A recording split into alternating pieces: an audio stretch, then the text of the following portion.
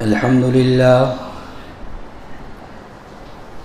لله الذي هدى الناس سواء الطريق واشكروا الله الذي لا مانع ولا ضار إلا هو وأصلي على النبي الكريم الذي بعث رحمة للعالمين وعلى آله الطيبين الطاهرين. أما بعد فقد قال الله عز وجل في القرآن المجيد والفرقان الحميد بعد أعوذ بالله من الشيطان الرجيم بسم الله الرحمن الرحيم ود الذين كفروا لو تغفلوا عن أسلحتكم وأمتعتكم فيميلون عليكم ميلة واحدة إلى آخره الآية. وقال النبي صلى الله عليه وسلم عن عمر بن الخطاب رضي الله تعالى عنه قال جاء رجل شديد بياض الثياب شديد سواد الشعر ولا يعرف منا أحد حتى جلس إلى النبي صلى الله عليه وسلم إلى آخره الحديث. صدق الله العظيم وصدق رسوله النبي الكريم ونحن على ذلك لمن الشاهدين والشاكرين.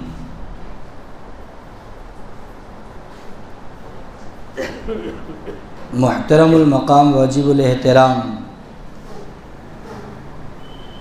بزرگوں اور عزیز ساتھیوں،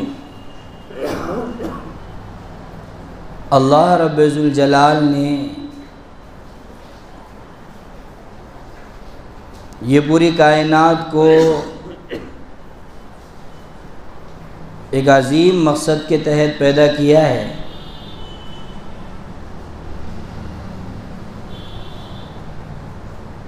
دنیا کے اندر بھیجے جانے کا مقصد یہ نہیں ہے کہ بس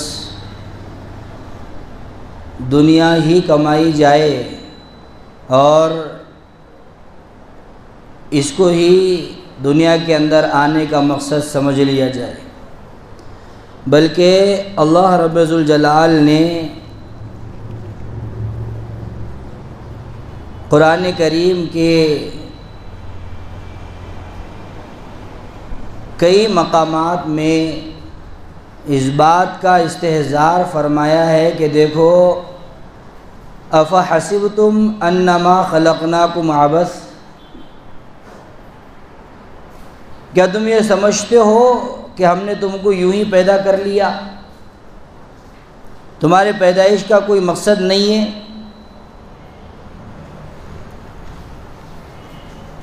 اور تم یہ سمجھتے ہو کہ تم کو ہمارے پاس لوٹ کر نہیں آنا؟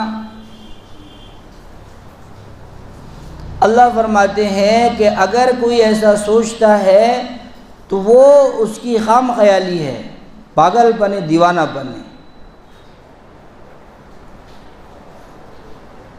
جب دنیا دار ایک چھوٹا سا اسکول بغیر اس کے نفع کے اور بغیر اس کے مقصد کے نہیں بناتا، ایک کالج بغیر اس کے نفع کے اور بغیر مقصد کے نہیں بناتا، مدرسہ ہو تو بغیر مقصد کے نہیں بنایا جاتا، تو پھر اتنا بڑا نظام جو چل رہا ہے یہ کیسے بغیر مقصد کے بنایا جا سکتا ہے؟ اس کا مقصد ہے، اس کے وجود کا مقصد ہے، اس کے بقا کا مقصد ہے اور اس کی پیدائش کا مقصد ہے. اللہ رب ذوالجلال نے فرمایا کہ ہم نے جنات کو اور انسان کو محض اپنی عبادت کے لیے پیدا کیا ہے. پھر ایک جگہ فرمایا کہ خلق الموت والحیات لیبلوکم ایکم احسن عملا، کہ ہم نے موت کو اور زندگی کو پیدا کیا ہے. کیوں؟ اس لیے لیبلوکم ایکم احسن عملا، کہ ہم دیکھیں کہ تم میں سب سے اچھے اعمال کر کے کون آتا ہے۔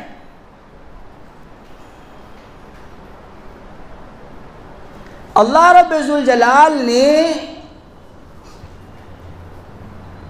قرآن کریم کے اندر انسانیت کو سمجھایا ہے۔ یہ قرآن کریم کی 6666 آیتیں جو ہے نا، یہ ہمارے لیے ہے۔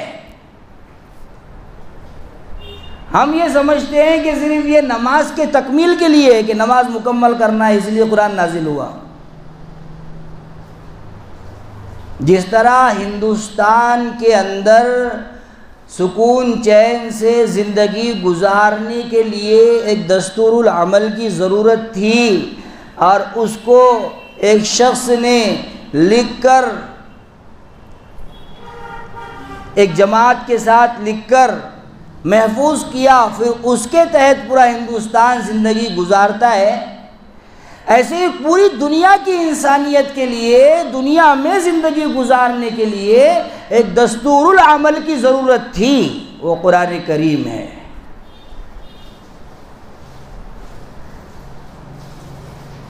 ایمان والوں کے لیے اور سارے کے سارے لوگوں کے لیے، دنیا جہان کے تمام لوگوں کے لیے ہدایت کا سر چشمہ ہے قرآن کریم۔ قرآن کریم کی تعلیمات کو میں نے اور آپ نے یوں ہی سمجھا کہ ہم یہ سوچتے ہیں کہ بھئی بس ہمارا بچہ پڑھ لے رہا ہے بس کافی ہو جائے گا، ہماری بچی پڑھ لے رہی ہے بس کافی ہو جائے گا۔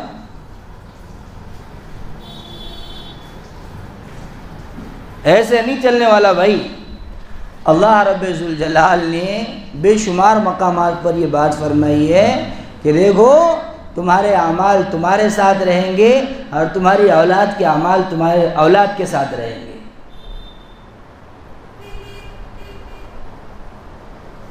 کل قیامت کا منظر ہوگا، اور قرآن کریم بیان کرتا ہے کہ ایسا ہولناک منظر ہوگا، ایسا خطرناک منظر ہوگا، اس کے اندر ہر کس و ناکس ایک دوسرے سے بھاگتا پھرے گا، سب بھاگ رہے ہوں گے۔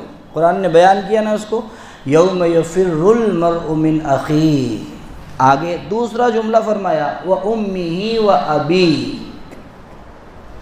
کہ آدمی اپنے ماں باپ سے بھی بھاگ رہا ہوگا۔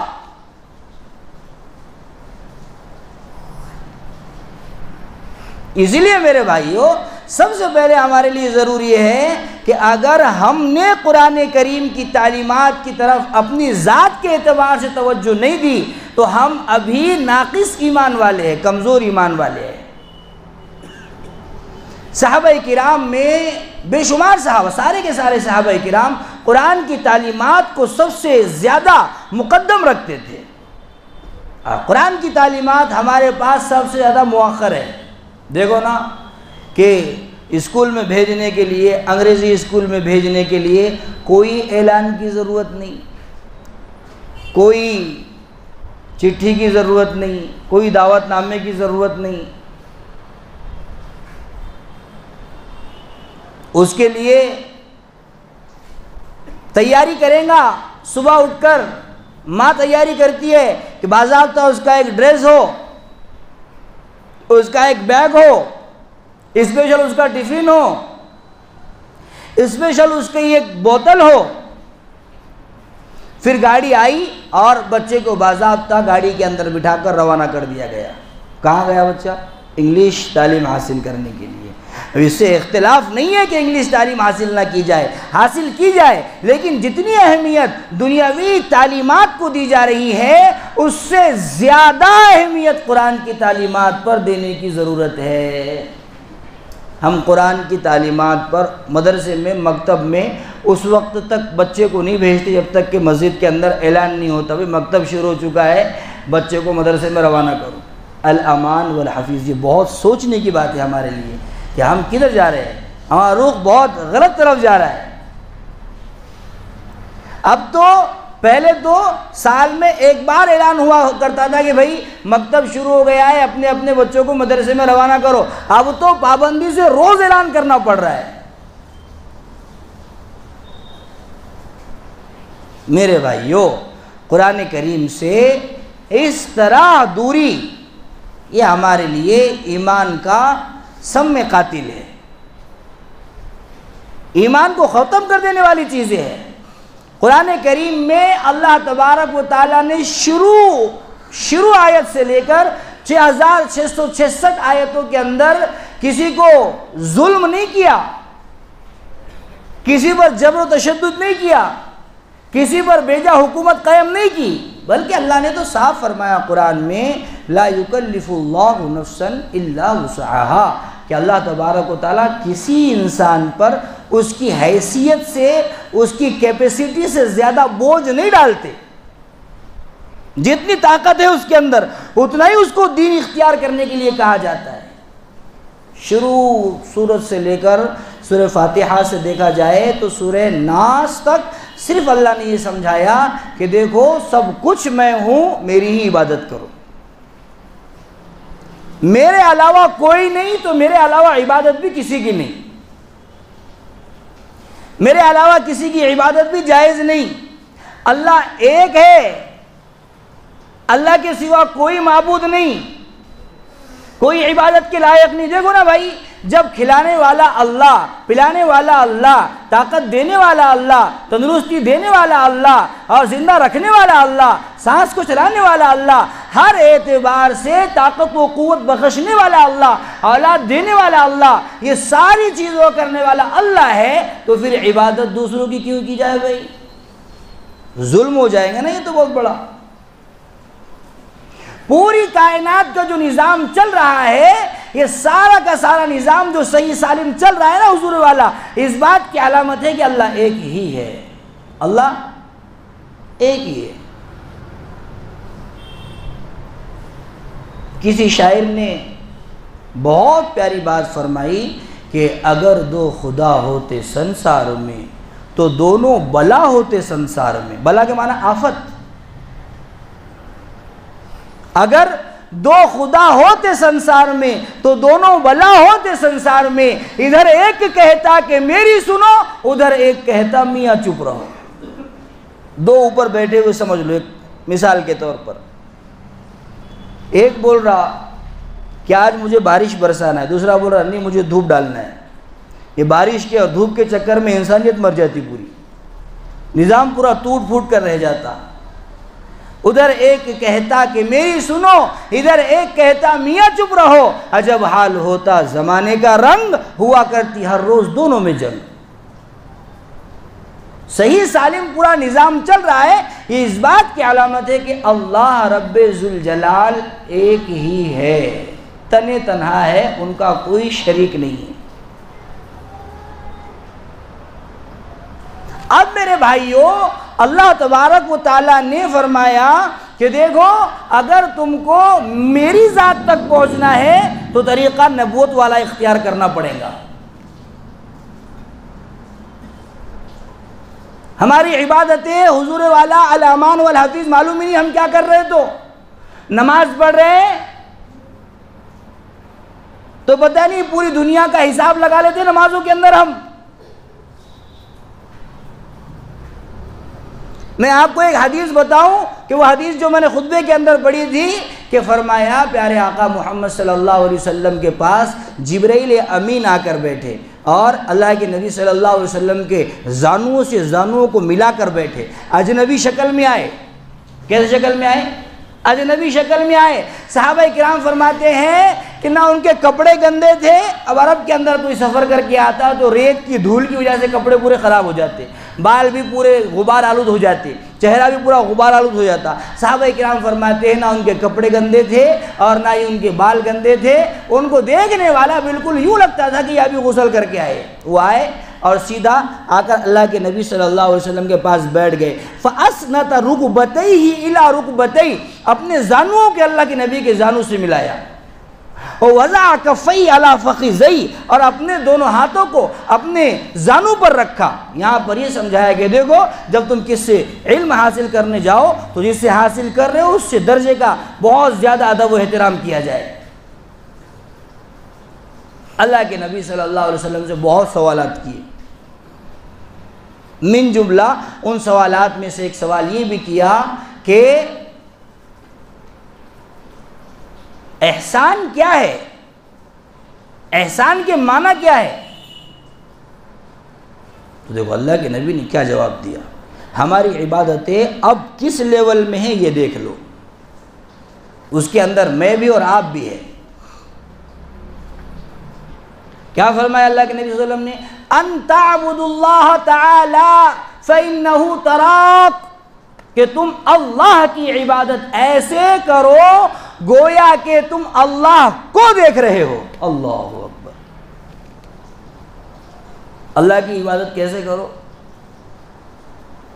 گویا کہ تم اللہ کو دیکھ رہے ہو۔ اب یہ درجہ کب نصیب ہوگا حضور والا؟ یہ عبادت کا ایک دم اعلیٰ ترین درجہ ہے، احسان کہا جاتا ہے اسے، کہ تم اللہ کی عبادت ایسے کرو گویا کہ تم اللہ کو دیکھ رہے ہو۔ پھر ایک نچلا درجہ سمجھایا، فَإِن لَمْ تَكُنْ تَرَى، اور اگر تم اللہ کو نہ دیکھ سکو نماز کے اندر، فَإِنَّهُ يَرَاكَ، تو یہ تو سمجھ ہی لو کہ اللہ تم کو دیکھ رہا ہے، اللہ تم کو دیکھ رہا ہے۔ ہماری عبادتیں حضور والا اللہ تبارک و تعالیٰ کے عشق و محبت سے خالی ہے، کہ فرمایا نا عادی ہو گیا گناہوں کا اس قدر، میں عادی کے معنی پابند ہو گیا، عادت لگ گئی مجھے، عادی ہو گیا گناہوں کا اس قدر، نماز بھی جلدی پڑھتا ہے گناہ کرنے کے لیے۔ کیا کرتا ہے؟ نماز بھی جلدی پڑھتا ہے، کوئی دعا بھی نہیں کر رہا، بھاگ جا رہا، کوئی جلدی جلدی نماز پڑھ، الحمدللہ رب العالمین الامان والحفیظ، اللہ حفاظت فرمائے۔ یہ عبادتوں کا اگر عالم ہو تو پھر میرے بھائیوں اللہ رب ذوالجلال انتہا سے زیادہ ایسی عبادتوں سے ناراض ہوتے ہیں، اور حدیث کی کتابوں میں ہے کہ ایسی نمازیں ٹاٹ کے گندے کپڑے میں لپیٹ کر ہمارے ہی اوپر پھینک کر مار دی جاتی ہے، کہ اللہ کو ان کی ضرورت ہے، میرے سجدوں سے خدا خدا ہو جائے گا، کہ میں اور آپ سجدہ کریں گے تو ہی اللہ کی کبریائی باقی رہیں گی، ایسا تو نہیں ہے مسئلہ۔ اللہ ہمارے اور تمہارے سجدوں کے بعد بھی اللہ ہی ہے، اور اگر ہم سجدہ نہ کریں تب بھی اللہ اللہ ہی ہے۔ اللہ رب ذوالجلال کو میرے اور آپ کے سجدوں سے کوئی فرق نہیں پڑتا حضور والا۔ اللہ تعالیٰ نے ایسی ایسی مخلوقات آسمانوں میں پیدا کر رکھی ہیں، ایسی ایسی مخلوقات جو اللہ تعالیٰ کا ایک سیکنڈ بھی نافرمانی نہیں کرتی، ایک سیکنڈ بھی نافرمانی نہیں کرتی۔ میرے اور آپ کے دن بھر کے ایک ایک منٹ میں نافرمانی ہے ہمارے طرف سے، اللہ کی ایک ایک سیکنڈ میں نافرمانی۔ اللہ تعالیٰ نے چوتھے آسمان پر ایک فرشتہ پیدا کر رکھا ہے۔ دیکھو کتنا عجیب و غریب بات فرمائی علامہ جلال الدین سیوطی رحمۃ اللہ علیہ نے۔ جب یہ حدیث ایسی پڑھی جاتی ہے جو بالکل حیران کرنے والی ہو تو ایسے موقع پر کچھ حوالہ دینے کو دل کرتا ہے۔ علامہ جلال الدین سیوطی رحمۃ اللہ علیہ نے الحبائق فی اخبار الملائک کے اندر اس فرشتے کے حالات کو ذکر فرمایا کہ اللہ تعالیٰ نے چوتھے آسمان کے اندر ایک فرشتہ پیدا کیا ہے، اس فرشتے کو اللہ تعالیٰ نے ہمارے سروں کی طرح 70,000 سر عطا فرمائے ہیں، ہمارے سروں کی طرح 70,000 سر عطا فرمائے ہیں، اور ہر سر میں ہماری ایک زبان کی طرح 70,000 زبانیں عطا فرمائی ہیں، اور ہر زبان میں ہماری ایک بھاشا کی طرح 70,000 بھاشائیں عطا فرمائی ہے۔ وہ فرشتہ اپنی 70,000 بھاشاؤں کے ذریعے، ہر سر میں 70,000 زبانوں کے ذریعے اور 70,000 سروں کے ساتھ روزانہ اللہ تعالیٰ کی 70,000 مرتبہ پاکی بیان کرتا ہے۔ ایسے کتنے فرشتے ہوں گے جو اللہ تعالیٰ نے پیدا کیے حضور والا۔ اس لیے اللہ تبارک و تعالیٰ کی ذات کے ساتھ کسی کو شریک کیے بغیر اللہ کی خالص اللہ کی عبادت کی جائے، یہی تو فرمایا نا سورہ فاتحہ کے اندر، یہی فرمایا کہ اللہ ایاک نعبد و ایاک نستعین، ہم تیری ہی عبادت کرتے، تیرے سوا کسی کی عبادت نہیں کرتے۔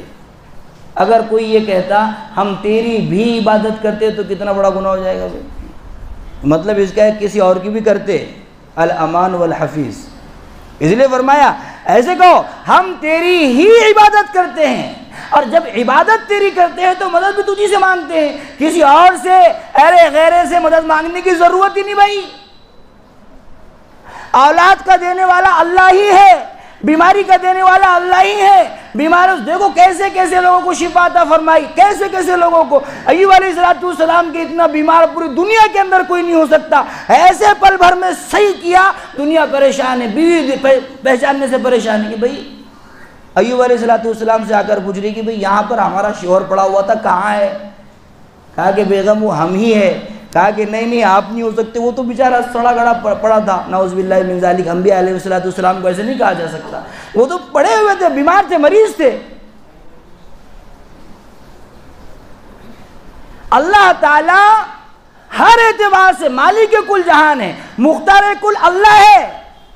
محبت اگر سب سے زیادہ ٹوٹ کر کی جائے تو ایک ہی ذات ہے، پیارے آقا محمد صلی اللہ علیہ وسلم، اللہ کی ذات تک پہنچنے کا وسیلہ۔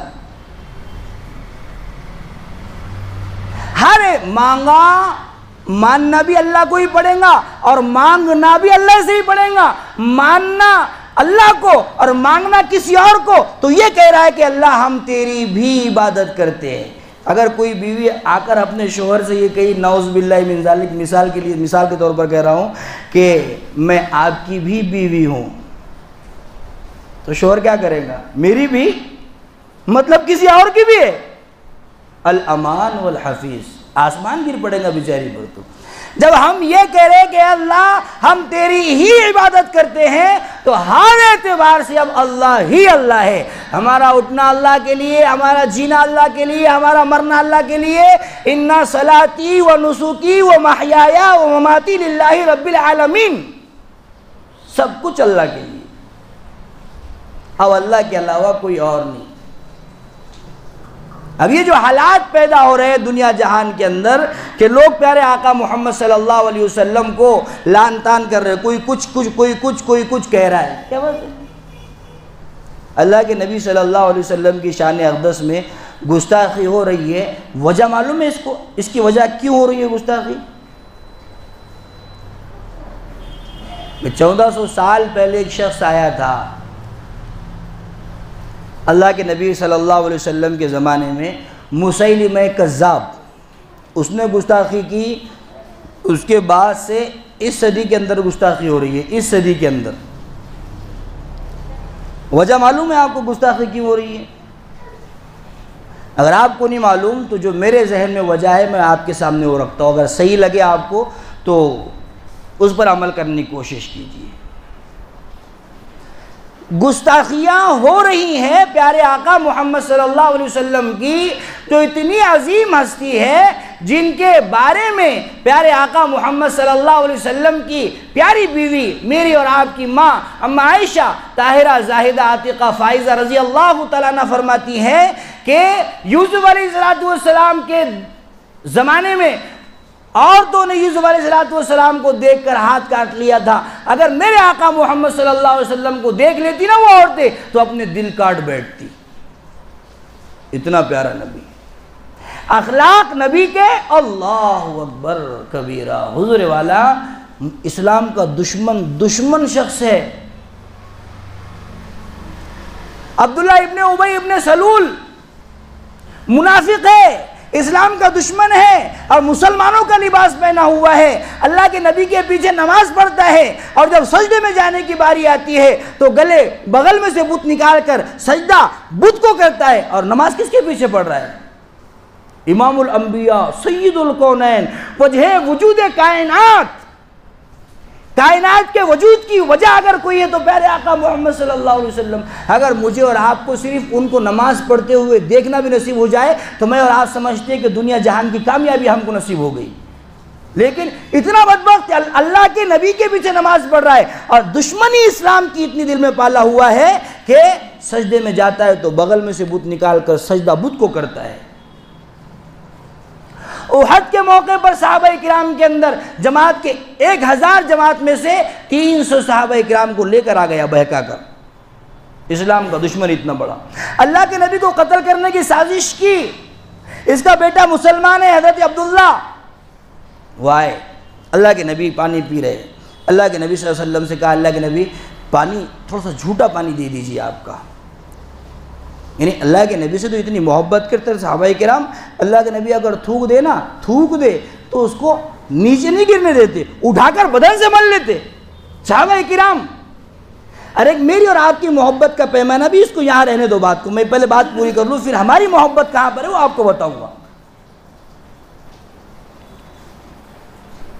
وہ صحابی کہنے لگے، اس کا بیٹا عبداللہ ابن ابی ابن سلول کا بیٹا کہنے لگا، اے اللہ کے نبی صلی اللہ علیہ وسلم تھوڑا جھوٹا پانی دے دیجئے، میرے باپ کو پانی دے دوں، شاید کو اس کو صحیح ایمان نصیب ہو جائے۔ اللہ کے نبی محمد رسول اللہ صلی اللہ علیہ وسلم نے اس کو پانی دیا، آدھا پانی لے جا کر بیٹے نے باپ کے سامنے پیش کیا، کہا کہ ابا جان پانی پیئے، اللہ کے نبی کا پانی ہے، شاید کہ آپ کو ایمان کی صحیح حلاوت صحیح نصیب ہو جائے۔ اس نے کیا بات کہی؟ پانی کو دھکا مارا، گرایا اور کہنے لگا کہ کسی جانور کا پیشاب لا کر دے دیا جائے تو پی لوں، مگر یہ پانی نہ پیوں۔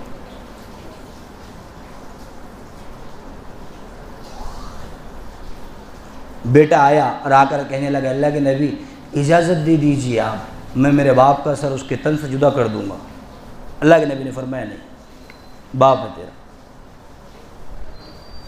انتقال کا وقت آیا، میں اخلاق بتا رہا ہوں پیارے آقا محمد صلی اللہ علیہ وسلم کے، کہ اخلاق کتنا پیارا نبی، کتنا سونا نبی، کتنا اچھا نبی، اخلاق کیسے اس کی۔ فرمایا کہ انتقال کا وقت قریب آیا تو بیٹا دوڑتے ہوئے آیا کہ اللہ کے نبی صلی اللہ علیہ وسلم آپ کی چادر دے دیجئے کہ میں اس چادر کو میرے باپ کا کفن بنا دوں۔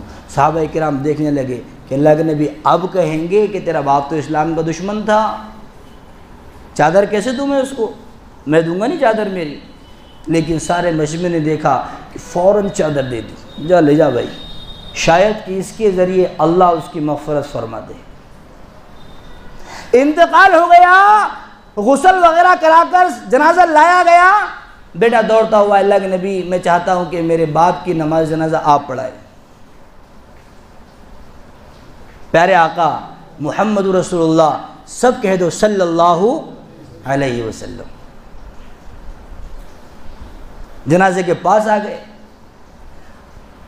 سینے کے پاس نماز کی نیت باندھنے ہی والے تھے کہ حضرت عمر سامنے آ کر کہنے لگے اللہ کے نبی یہ کیا کر رہے، اسلام کا دشمن ہے یہ،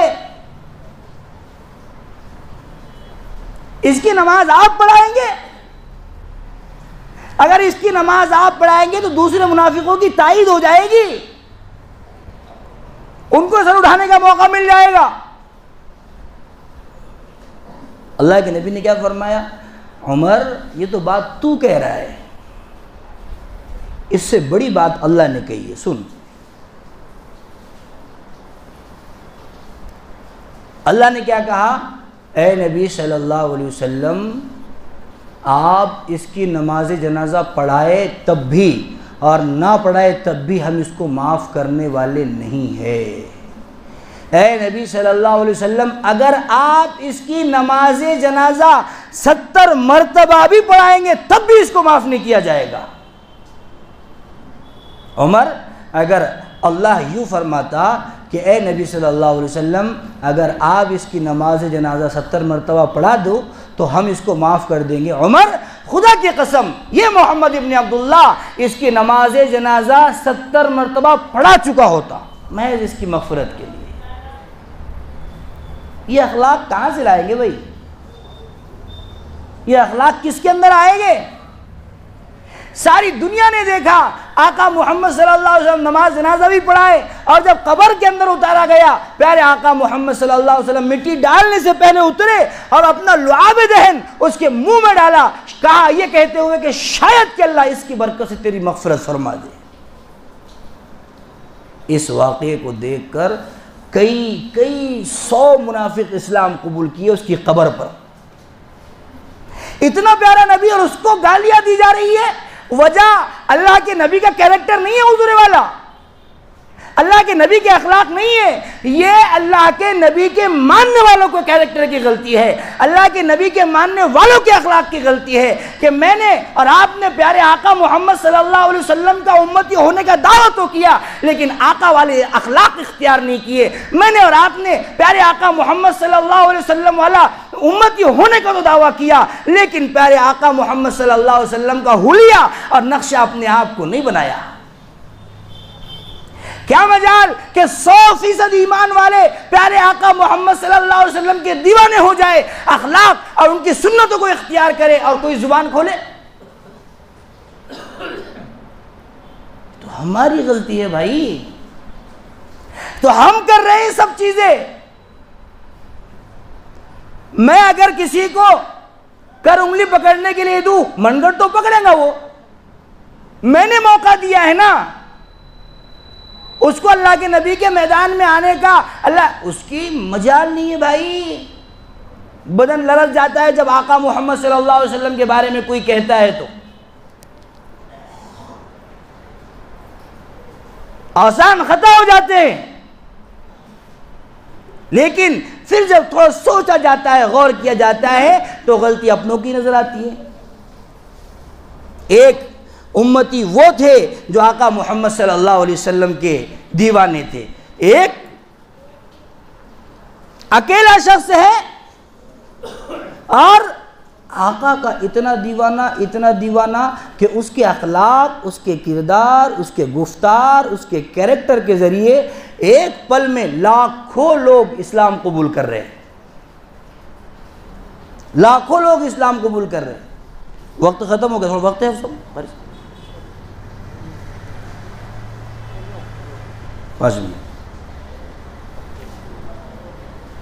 ایک چھوٹی سی بات ہے لیکن بہت پتے کی بات ہے، شاید کہ میرے و آپ کے سمجھ میں آ جائے اور ہماری اور آپ کی کامیابی کا ذریعہ وہ بن جائے. ایک شخص گزرا ہے بایزید بستامی رحمت اللہ علیہ، الامان والحفیظ. کیا پائے کا ایمان پایا ہے بندے نے، کیا نبی کا دیوانہ ہے. اللہ کے نبی اللہ کی ذات کے ساتھ تعلق لگا کر بیٹھے، کمرے میں بیٹھے اللہ کی ذات کے ساتھ لو لگا کر بیٹھے ہیں کہ اللہ ذکر کر رہے اللہ کی. اچانک آواز آئی کہ بایزید اٹھو اور فلاں جگہ یہودیوں کا میلہ چل رہا ہے، جاؤ وہاں پر لوگوں کو دین کی دعوت دو. بایزید بستامی سمجھے کہ ہو سکتا ہے کہ یہ شیطانی وسوسہ ہو، اللہ کے ساتھ ذکر دل جوڑ کر بیٹھا ہوں تو وسوسہ ڈال رہا ہوں. پھر آواز آئی، پھر یہی سوچا، پھر تیسری مرتبہ آواز آئی بایزید اٹھو اور فلاں جگہ یہودیوں کا میلہ چل رہا ہے، جاؤ اور وہاں پر ان کو دین کی دعوت دو اور اس آواز کو خدائی آواز سمجھو. بایزید بستامی رحمت اللہ علیہ اٹھے اور لاکھوں کا مجمع یہودی بیٹھے ہوئے، لاکھوں کا مجمع آخر کنارے پر بیٹھے، جیسا کہ اجتماع ہوتا ہے نا ہمارا اور دعا کا دن ہو اور کتنا ڈھاٹے مارتا ہوا سمندر انسانوں کے سروں کا. آخر کنارے پر بایزید بستامی رحمت اللہ علیہ بیٹھے. یہاں پر اسٹیج پر ان کے بڑے بڑے یہودی علماء آئے، ایک سب سے بڑا یہودی عالم وہاں بیٹھا ہے اور وہ بیان کرنا چاہتا ہے، اس کی زبان ہی نہیں کھلتی، یوں مانو کہ اس کی زبان لاک ہو گئی، بند ہو گئی. آدھا گھنٹہ کچھ بولنا چاہ رہا ہے، زبان ہی نہیں کھلتی اس کی. بایزید بستامی کہاں بیٹھے ہوئے؟ بیچ میں نہیں، آخر میں بیٹھے ہوئے، زبان ہی نہیں کھل رہی اس کی. پریشان ہوا. لوگوں نے پوچھا حضرت کیا ہوا، طبیعت خراب ہے؟ کہا نہیں. کیا ہوا پھر آپ کو؟ کہنے لگا، سنو کتنی پتے کی بات ہے، کہنے لگا ایسا لگتا ہے مجمع میں کوئی محمدی آیا ہوا ہے. اللہ اکبر کبیرہ. صرف سن لینے کی بات نہیں ہے حضور والا، وہ آنے والے بایزید بستامی کا کتنا ایمان پاورفل ہوگا. لاکھوں لوگوں کے باطل ایمان کی اور باطل عقائد کی بدبو کے اندر ایک ایمان والے کی خوشبو نے اس بیان کرنے والے کی زبان کو بند کر دیا. لوگوں نے کہا کہ بتاؤ کون ہے وہ شخص، بتاؤ کون ہے. کہا کہ اس کی کوئی غلطی نہیں، وہ تو آیا ہے، ہم اس سے کچھ سوال کریں گے، اگر وہ صحیح جواب دے تو ہم اس کا دین قبول کر لیں گے، اور اگر وہ جواب نہ دے سکا تو اس کو ہمارا دین قبول کرنا پڑے گا. آواز لگائی کون ہے محمدی، تو ایک کنارے سے ایک شخص کھڑا ہوا اور کہنے لگا انا المحمد کی، میں ہوں محمد صلی اللہ علیہ وسلم کا دیوانہ۔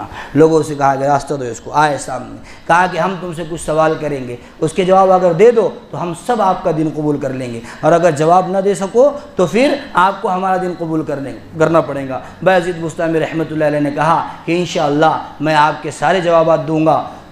اس عالم نے سوالات شروع کیے، سوالات بارش کر دی، وقت نہیں ہے سوالات کرنے کا ورنہ میں آپ کو پورے سوالات بتاتا۔ سوالات کی بارش کر دی، انتہا سے زیادہ سوالات۔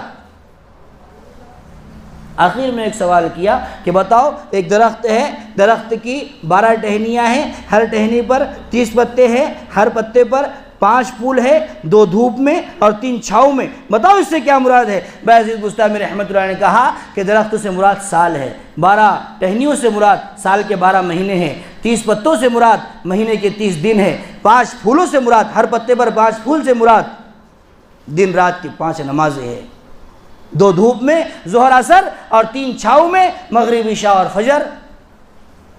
اس نے کہا کہ آپ نے سارے سوالات کے جوابات صحیح دیے۔ بایزید بستامی نے، دیکھو میں آپ کو بتا رہا ہوں کہ جب ایک ایمان والا صحیح ایمان کے ساتھ اور صحیح عقائد کے ساتھ آقا محمد صلی اللہ علیہ وسلم کا دیوانہ ہوتا ہے تو اس کے ذریعے اللہ کتنا کام لیتے ہیں۔ بایزید بستامی نے کہا کہ دیکھو آپ کے عالم نے مجھ سے سوالات کیے، سوالات کی بارش کر دی، میں نے سارے جوابات دیے۔